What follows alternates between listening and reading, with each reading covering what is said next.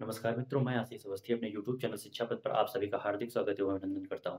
जैसा कि पिछले 3 वीडियो में हम भारत के संवैधानिक विकास से संबंधित विभिन्न अधिनियमों के माध्यम से पढ़ रहे थे कि भारत के संविधान का विकास आखिर कैसे हुआ। उसी क्रम में आगे बढ़ते हुए आज हम 1935 के भारत शासन अधिनियम से अपनी क्लास की शुरुआत करेंगे। तो सबसे पहले देखते हैं कि भारत शासन अधिनियम 1935 में ऐसे कौन-कौन से महत्वपूर्ण तथ्य हैं जिनसे आपकी परीक्षा में सवाल बन सकते हैं। इसमें सबसे पहले हम देखेंगे कि इसमें 321 धाराएँ और 10 अनुसूचियाँ थी। 1935 के भारत शासन अधिनियम में कुल कितनी धाराएँ, 321 धाराएँ और 10 अनुसूचियाँ थी। कि संविधान पर सर्वाधिक प्रभाव पड़ा। तो अभी आगे की क्लासों में हम संविधान के विभिन्न स्रोतों की बात करेंगे, तो उसमें देखेंगे कि 1937 के भारत शासन अधिनियम से बहुत सारी चीज़ें संविधान में ग्रहण की गई हैं। इसलिए यहाँ पे लिखा गया है कि संविधान पर इसका सर्वाधिक प्रभाव पड़ा। केंद्र में द्वैध शासन की शुरुआत हुई। केंद्र में द्वैध शासन की शुरुआत हुई। इससे पहले हमने 1919 के मॉन्टेग्यू-चेम्सफोर्ड एक्ट में पढ़ा था कि प्रांतों में द्वैध शासन की शुरुआत हुई थी। वहाँ पे मैंने आपको बताया था कि आगे चल के हम पढ़ेंगे कि केंद्र में द्वैध शासन की शुरुआत हुई। तो वही चीज़ यानी कि केंद्र में द्वैध शासन की शुरुआत हुई। अच्छा, अब कई जगह पे हमने द्वैध शासन के विषय में पढ़ लिया। तो आखिर द्वैध शासन होता क्या है? इसके विषय में भी जानना आवश्यक है। तो ऐसी प्रक्रिया जहाँ 2 निकायों के द्वारा शासन किया जाता है, उसको द्वैध शासन कहते हैं। जैसे हमने 1919 के मॉन्टेग्यू-चेम्सफोर्ड एक्ट में पढ़ा था कि कुछ हस्तांतरित विषय थे और कुछ आरक्षित विषय रखे गए थे, जो 2 विभिन्न माध्यमों से उसपे शासन किया जाता था। इसी को द्वैध शासन कहते हैं। इसमें अखिल भारतीय संघ की स्थापना की गई। अखिल भारतीय संघ की स्थापना 1935 के भारत शासन अधिनियम से की गई, जिसमें राज्य और रियासतों को एक इकाई माना गया। इसमें राज्य और रियासतों को एक इकाई के रूप में माना गया। केंद्र और इकाइयों के बीच 3 सूचियों का बँटवारा कर दिया गया। 1935 के भारत शासन अधिनियम से केंद्र, राज्य और रियासतों को इकाई माना गया था। इसमें क्या किया गया कि केंद्र और इकाइयों के बीच 3 सूचियों में बँटवारा कर दिया गया। जैसे कि आज भी वर्तमान समय में संघ सूची है, राज्य सूची है, समवर्ती सूची है। इसी तरीके से 1935 के भारत शासन अधिनियम में भी 3 सूचियों में विभिन्न विषयों के माध्यम से बँटवारा कर दिया गया। इसमें संघीय सूची रखी गई, राज्य सूची रखी गई और समवर्ती सूची रखी गई। संघीय सूची में उस समय 59 विषय थे, क्योंकि राज्य सूची में 54 विषय और समवर्ती सूची में 36 विषय रखे गए थे। अगर इसी परिप्रेक्ष्य में हम वर्तमान की बात करें, तो वर्तमान में हमारी 3 सूचियाँ हैं, उसमें संघ सूची में वर्तमान में 100 विषय, राज्य सूची में 61 और समवर्ती सूची में 52 विषय हैं।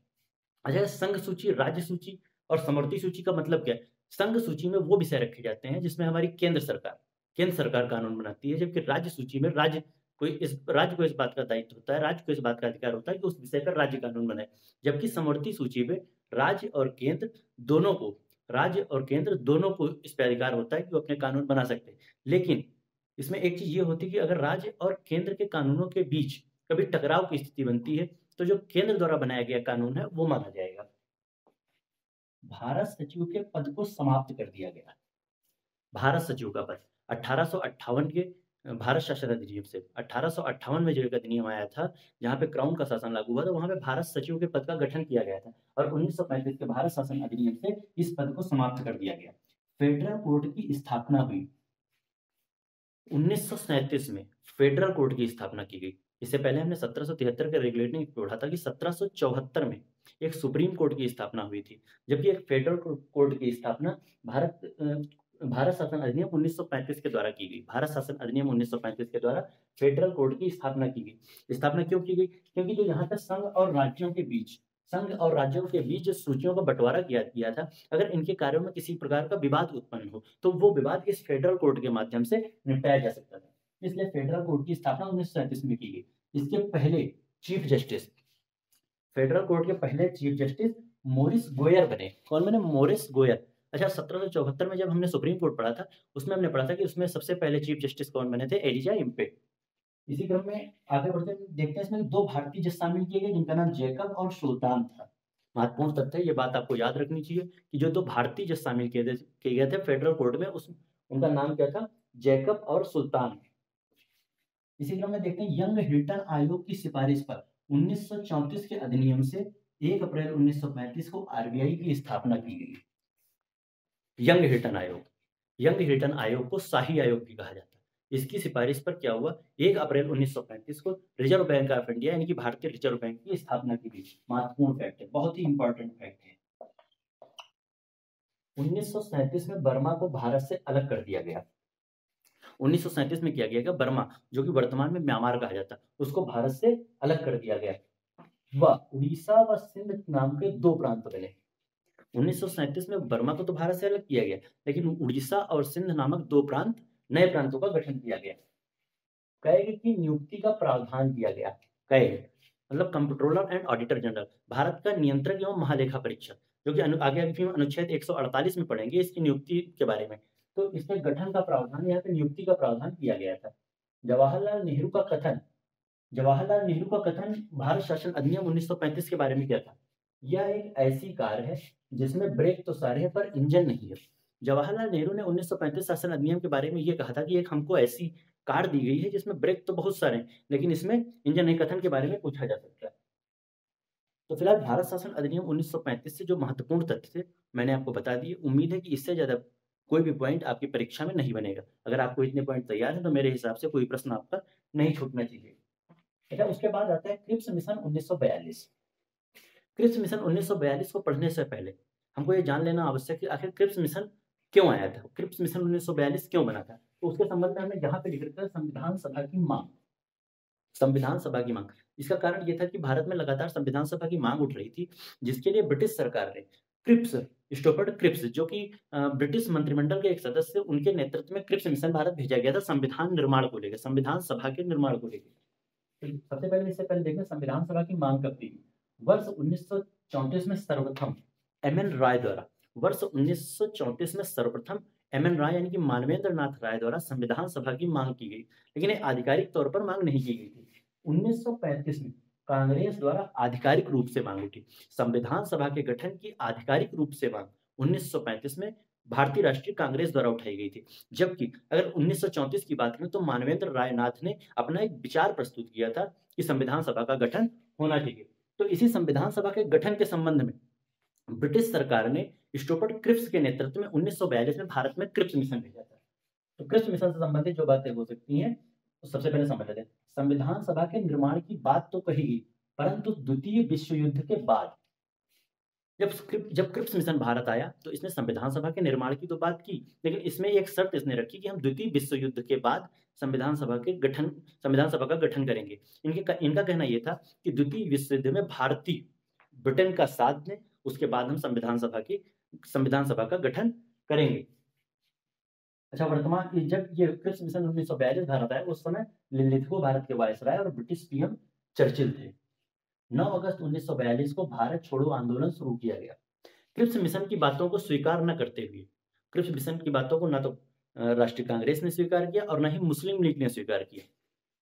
तो वहां पे क्या किया, 9 अगस्त 1942 को भारत छोड़ो आंदोलन शुरू कर दिया गया। अच्छा, गांधी जी का कथन इसके संबंध में क्या था?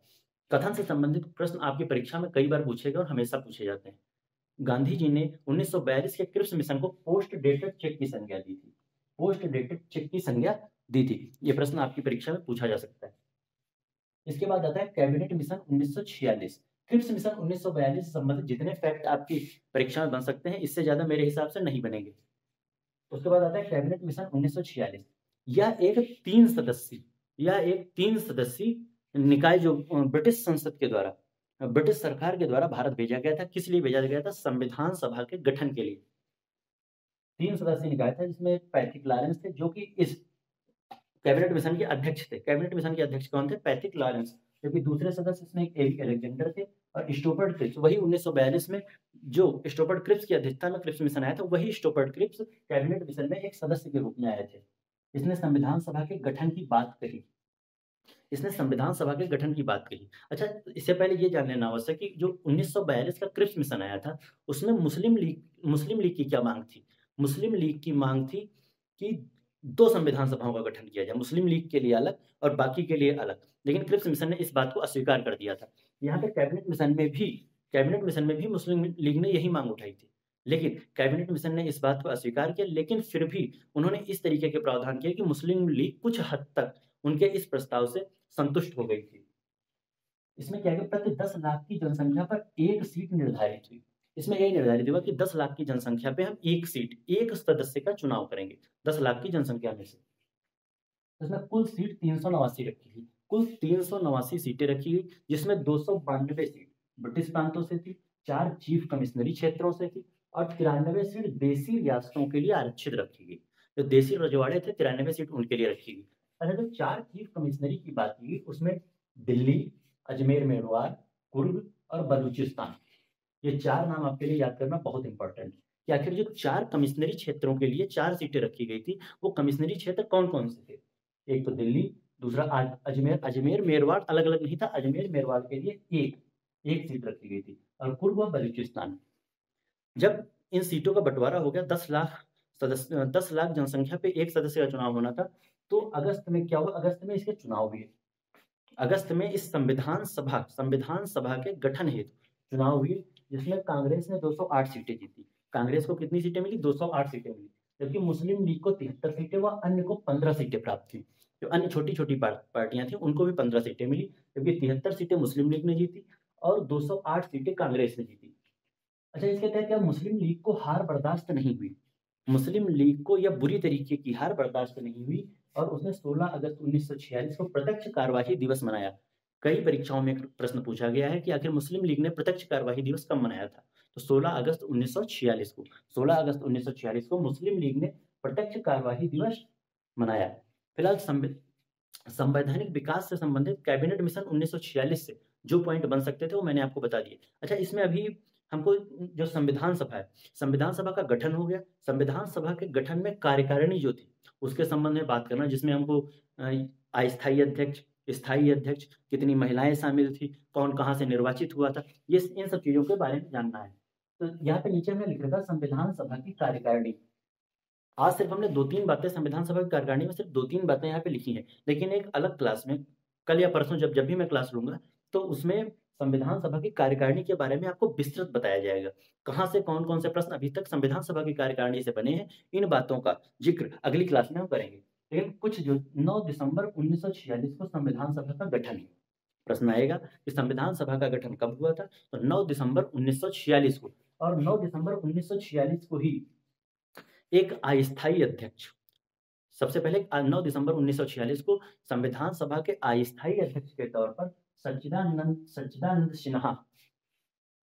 सिन्हा को संविधान सभा का अस्थायी अध्यक्ष बनाया गया। अच्छा, यहाँ पे एक बहुत महत्वपूर्ण फैक्ट है, शायद इससे पहले आपने नहीं पढ़ा होगा। शायद मेरे हिसाब से इससे पहले आपने नहीं पढ़ा होगा कि जो अस्थायी अध्यक्ष का प्रावधान था, वो फ्रांस की तर्ज पे लिया गया था। फ्रांस में भी इससे पहले उस सभा में जो सबसे बुजुर्ग व्यक्ति था, उसको अस्थायी अध्यक्ष चुना गया था। उसी की तर्ज पे भारत में जो सबसे बुजुर्ग उस संविधान सभा जो कार्यकारिणी की बैठक चल रही थी 9 दिसंबर 1946 को, उसके जो सबसे बुजुर्ग सदस्य थे सच्चिदानंद सिन्हा, उनको संविधान सभा का अस्थायी अध्यक्ष चुना गया। अच्छा, 9 दिसंबर 1946 को उपसभापति कौन चुने गए? एक नया क्वेश्चन आपके लिए यहाँ पे, फ्रैंक एंथनी को 9 दिसंबर 1946 को संविधान सभा के उपसभापति के रूप में चुना गया था। अस्थायी अध्यक्ष सच्चिदानंद सिन्हा थे, जबकि उपसभापति फ्रैंक एंथनी थे।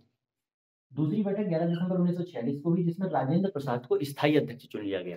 यहाँ पर राजेंद्र प्रसाद को अस्थायी अध्यक्ष सच्चिदानंद सिन्हा थे, जबकि स्थायी अध्यक्ष यहाँ पर राजेंद्र प्रसाद को चुन लिया गया। शामिल महिलाएं, जिसमें कुल 15 महिलाएं शामिल थी, कुल 15, जिसमें एक क्वेश्चन पूछा जाता है कि इसमें कौन सी एक ऐसी मुस्लिम महिला शामिल थी, बेगम रसूल थी। इन सब के विषय में हम अगली क्लास में विस्तृत तौर पे जो भी कार्यकारिणी से संबंधित प्रश्न है विस्तृत हम पढ़ेंगे। अच्छा, एक चीज बहुत महत्वपूर्ण है, कई बार प्रश्न पूछा गया और बच्चे इसमें फंस जाते हैं और हमेशा फंसते हैं कि क्या संविधान सभा की कार्यकारिणी में गांधी जी सदस्य थे या नहीं थे? तो गांधी जी कार्यकारिणी के सदस्य नहीं थे, संविधान सभा के सदस्य गांधी जी नहीं थे। तो इस बात को आप नोट कर लीजिए, गांधी जी संविधान सभा के सदस्य नहीं थे। तो फिलहाल संवैधानिक विकास से संबंधित जितनी बातें थी लगभग आज हमने विभिन्न अधिनियमों के माध्यम से समाप्त कर ली है। अब संविधान की कार्यकारिणी पढ़ेंगे, कुछ कार्य पढ़ेंगे क्या क्या हुई, उसके बाद हम सीधे संविधान के अन्य भागों की तरफ बढ़ जाएंगे। अच्छा, कल के वीडियो के लिए हम आपसे क्षमा मांगना चाह रहे हैं कि कल हमने जो है 1909 के पार्लियामेंट एक्ट, जब 1909 का पार्लियामेंट एक्ट हम पढ़ा रहे थे, तो बार-बार मेरे मुँह से 1909 की जगह पे 1919 निकल रहा था। फिलहाल मैंने लिखा सही था, थंबनेल पे सही लिखा था, लेकिन उस टाइम पढ़ाते वक़्त पता नहीं मेरे दिमाग में कैसे 1909 की जगह पे 1919 क्लिक कर रहा था। फिर आगे से इन चीज़ों का सुधार किया जाएगा, गलतियों की मात्रा बिल्कुल सीमित कर दी जाएगी। पूरा प्रयास रहेगा कि आपको अच्छे से अच्छा कंटेंट दिया जा सके। फिलहाल इन्हीं बातों के साथ मैं आज की क्लास को यहीं पे समाप्त करूँगा। बहुत-बहुत धन्यवाद। नमस्कार। और अगर आपको मेरे वीडियो अच्छे लग रहे हों, पसंद आ रहे हों, तो कृपया लाइक कीजिए, शेयर कीजिए और हमारे चैनल को सब्सक्राइब कीजिए। बहुत-बहुत धन्यवाद।